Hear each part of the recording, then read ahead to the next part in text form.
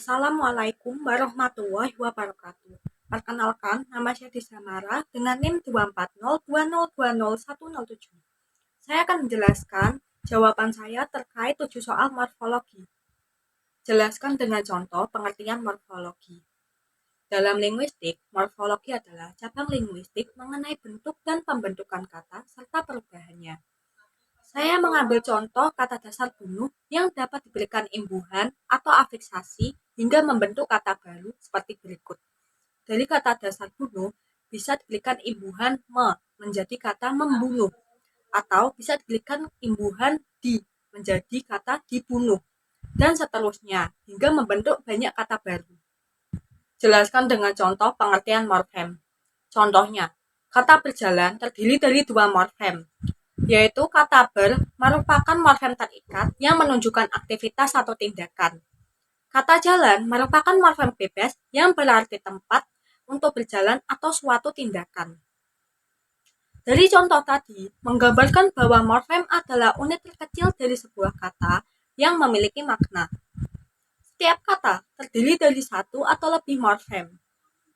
Sebutkan dan berilah contoh jenis-jenis morfem. Jenis-jenis morfem. A. Berdasarkan bentuknya. Berdasarkan bentuknya, morfem dibedakan menjadi 2, yaitu morfem bebas dan morfem terikat. Morfem bebas, contohnya kata di, ke, pergi, duduk, dan kursi. Morfem-morfem tersebut bisa berdiri sendiri tanpa harus digabung dengan morfem lain. Morfem terikat. Contoh morfem terikat, awalan me. Contohnya dari kata menyimak. Ada imbuhan me dan kata dasar simak. Akhiran an. Contohnya kata tumpahan. Ada kata dasar tumpah dan imbuhan an. Konfiks ke an. Contohnya kebersihan. Ada imbuhan ke, kata dasar bersih dan imbuhan an. Morfem-morfem di atas adalah contoh morfem terikat karena tidak bisa berdiri sendiri dan selalu terikat dengan morfem lain untuk membentuk ujaran. B. Berdasarkan keutuhannya. Berdasarkan keutuhannya, morfem dibedakan menjadi 2, yaitu morfem utuh dan morfem terbagi. Morfem utuh, contohnya kata lari, pergi, angkat, dan lantai. Morfem-morfem tersebut utuh susunannya dan tidak terbagi atau terpisah. Morfem terbagi, contohnya pada kata satuan. 1 merupakan morfem utuh dan an adalah morfem terbagi. C. Berdasarkan maknanya. Ada 2. 1. Morfem bermakna leksikal. 2. Morfem tidak bermakna leksikal. Morfem bermakna leksikal, contohnya kata ikan, ku, jalan, dui, rumah, buku, dan mu. Morfem bermakna leksikal tidak sama dengan morfem bebas. Morfem bermakna leksikal bisa berbentuk morfem bebas, bisa juga berbentuk morfem terikat. Morfem tidak bermakna leksikal, contohnya berupa afiks seperti me, di, ter, ber, dan lain-lain.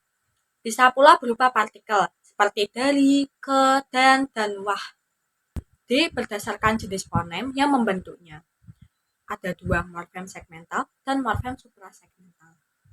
Morfem segmental, contohnya kata lihat, lah, sikat, dan ber. Morfem tersebut merupakan morfem segmental karena dibentuk oleh fonem-fonem segmental. Morfem suprasegmental adalah morfem yang terbentuk dari fonem suprasegmental. Fonem suprasegmental adalah satuan bunyi yang berupa tekanan, nada, intonasi, jeda, dan lain-lain. Contoh tekanan dalam bahasa Inggris. Record. Tekanan pada suku kata pertama sebagai kata benda yang berarti rekaman. Record. Tekanan pada suku kata kedua sebagai kata kerja yang berarti merekam. 2. Nada. Contoh dalam bahasa Mandarin. Ma artinya ibu. Ma rami artinya. Ma artinya kuda. Ma artinya memarahi. 3. Intonasi. Contohnya, kamu sudah makan. Itu pernyataan. Jika intonasinya naik, seperti contoh, kamu sudah makan, itu pertanyaan. 4. Jeda. Contohnya, ibu pergi ke pegadaian. Jeda tersebut menunjukkan bahwa yang pergi ke pasar adalah ibu. Ibu pergi ke pegadaian. Jeda tersebut menunjukkan bahwa ibu pergi ke tempat lain, sedangkan yang pergi ke pegadaian bisa jadi orang lain. Jelaskan dengan contoh proses morfologis. Proses morfologis meliputi A. Afiksasi. Afiksasi adalah proses pembentukan kata baru dengan menambahkan imbuhan afiks pada kata dasar. Contohnya, kata bekerja terdiri dari morfem dasar, kerja, dan afiks ber. B. Reduplikasi. Reduplikasi adalah proses pembentukan kata dengan cara mengulang satuan gramatikal, baik seluruhnya maupun sebagian, serta dengan atau tanpa adanya variasi fonem. C. Komposisi.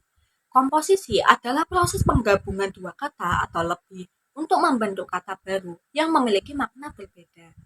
Contohnya kata rumah sakit. Ada dua kata rumah dan sakit, yang memiliki makna berbeda-beda. D. Klitisasi. Klitisasi adalah proses morfologis di mana sebuah klitik kata yang tidak dapat berdiri sendiri melekat pada kata lain yang lebih kuat dalam kalimat. Kritik biasanya terikat pada kata yang di depannya atau yang mengikutinya tanpa mengalami perubahan bentuk. Contohnya, kata kah pada kalimat kemanakah perginya anak nakal itu. Kata kah adalah klitik yang menempel pada kata kemana untuk membentuk pertanyaan. E. Suplesi. Suplesi adalah proses perubahan bentuk kata yang berbeda dari kata dasarnya. Contohnya, kata orang dan manusia. Kedua kata tersebut memiliki bentuk kata yang sangat berbeda dan tidak mengikuti pola pembentukan kata benda yang biasa. F. Modifikasi internal. Modifikasi internal adalah perubahan yang terjadi pada kata, seperti perubahan vokal atau konsonan yang dapat menghasilkan bentuk baru. Contohnya kata tulis ke menulis, vokal mengalami perubahan. G. Modifikasi kosong. Modifikasi kosong adalah perubahan bentuk kata yang hanya melibatkan fungsi kata tanpa adanya perubahan atau penambahan afiks yang tampak. Contoh, kata jaga ke penjaga. Meskipun ada afiks, namun proses perubahan lebih ke perubahan fungsi dari kata kerja menjadi kata benda. H. Partikelasi. Partikelasi adalah penambahan kata-kata tertentu, terutama partikel pada kalimat untuk memberikan penekanan, menunjukkan fungsi gramatikal, atau mengubah makna. Contohnya, udara malam ini sangat dingin, pakailah jaketku. Sebelum berangkat kuliah, makanlah dulu agar tidak sakit. Katalah merupakan partikel yang digunakan untuk memberikan penekanan atau perintah. I. Abreviasi. Abreviasi adalah proses pemendekan kata menjadi bentuk singkat namun mudah dipahami. Contohnya, kata handphone menjadi HP, kata transfer menjadi TF. J. Kombinasi. Kombinasi merujuk pada proses penggabungan dua atau lebih elemen bahasa untuk membentuk struktur baru dengan makna atau fungsi tertentu. Ada afiksasi dan reduplikasi. Proses menggabungkan afiks dengan reduplikasi untuk membentuk kata baru. Contohnya, kata mengulang-ulang. Ada kata prefiks, ada kata ulang, kata dasar, ada kata ulang-ulang. Itu reduplikasi. Kata tadi menunjukkan tindakan yang dilakukan secara berulang-ulang. Ada afiksasi dan klitisasi. Proses menggabungkan afiks dengan klitik, elemen gramatikal lemah yang menempel pada kata lain. Contohnya, kata pergilah.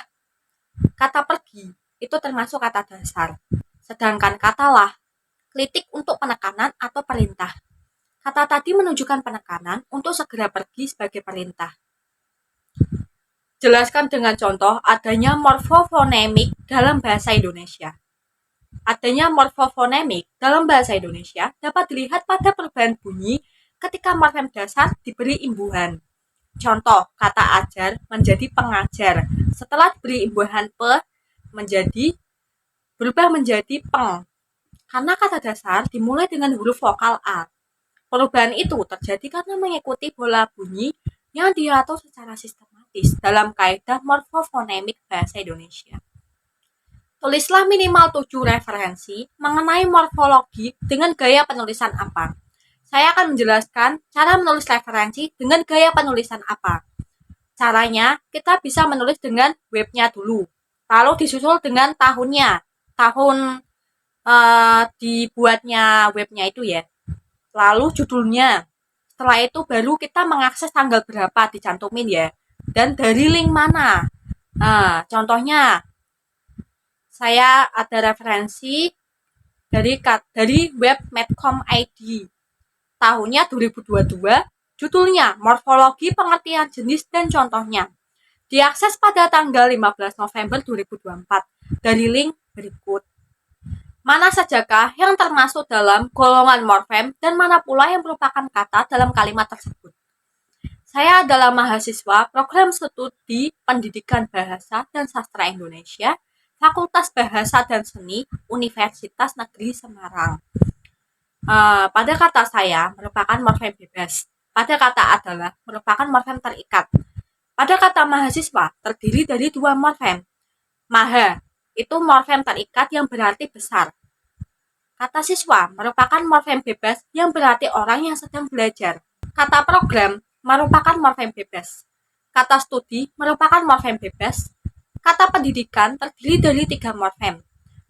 Imbuhan pe merupakan morfem terikat. Kata didik merupakan morfem bebas. Imbuhan an merupakan morfem terikat. Kata bahasa merupakan morfem bebas. Kata dan merupakan morfem bebas. Kata sastra merupakan morfem bebas. Kata Indonesia merupakan morfem bebas. Kata fakultas merupakan morfem kompleks. Kata seni merupakan morfem bebas. Kata universitas terdiri dari 2 morfem. Kata univers merupakan morfem bebas. Kata tas merupakan morfem terikat. Kata negeri merupakan morfem bebas. Kata Semarang merupakan morfem bebas. Kata merupakan unit terkecil dalam sebuah bahasa yang memiliki makna dan dapat digunakan untuk berkomunikasi. Saya merupakan kata ganti pronomina, adalah merupakan kata kerja penghubung. Mahasiswa merupakan kata benda nomina, program merupakan kata benda nomina, studi merupakan kata benda nomina, pendidikan merupakan kata benda nomina, bahasa merupakan kata benda nomina, dan merupakan konjungsi. Sastra merupakan kata benda nomina. Indonesia merupakan kata benda nomina. Fakultas merupakan kata benda nomina. Seni merupakan kata benda nomina. Universitas merupakan kata benda nomina. Negeri merupakan kata benda nomina. Semarang merupakan kata benda nomina. Baik, sekian presentasi ini saya akhiri. Wassalamualaikum warahmatullahi wabarakatuh.